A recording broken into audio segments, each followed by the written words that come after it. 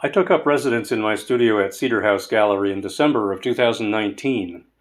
4 months later, we were in lockdown and I kind of had the place to myself. The studio gave me a chance to start working larger, and I'd wanted to loosen up my brushwork. So I conceived of a 5-part series based on the W.B. Yeats poem, The Second Coming. Written in 1919, it references not only the First World War, but also his wife's near death during the first global flu pandemic. It begins, turning and turning in the widening gyre, the falcon cannot hear the falconer. Things fall apart.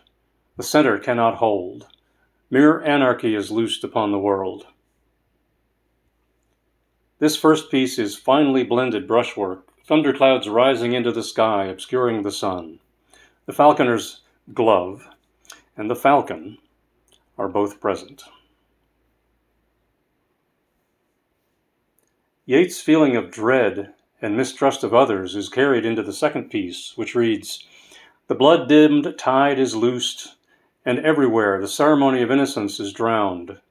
The best lack all conviction, while the worst are full of passionate intensity." Working from a photo shared by a friend, I've added some palette knife work and visceral, bloody colors. Each of these paintings is an interpretation of that segment of the poem, and they aren't meant as a literal narrative, so they range in tone and style as I move from tight to loose. This third piece is mostly palette knife work modulated with a large brush. It's inspired by a sunset photo I took at a St. Simon's Island, Georgia retreat center, where my wife and I were listening to some progressive theologians speak about their ideas. Yeats' poem continues, "Surely some revelation is at hand. Surely the second coming is at hand. The second coming." Hardly are those words out when a vast image out of Spiritus Mundi troubles my sight, somewhere in the sands of the desert. Yeats' poem is rooted in apocalyptic Christian symbolism, evoking that feeling we've all had recently that sinister forces beyond our control are overturning our ordered world.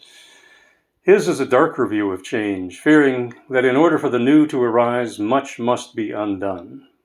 I had this feeling one afternoon on the beach at Tybee as a string of thunderstorms rapidly built to the west, striding on legs of lightning toward me.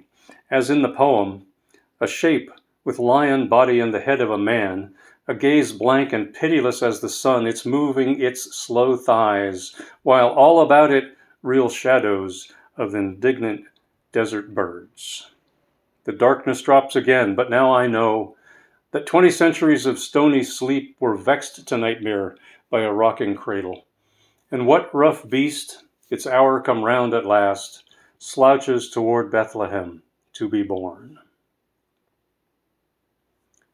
Here are the 5 paintings, each beside the first, showing the transition from tight, slow brushwork to a more rapid and loose palette knife application of the paint.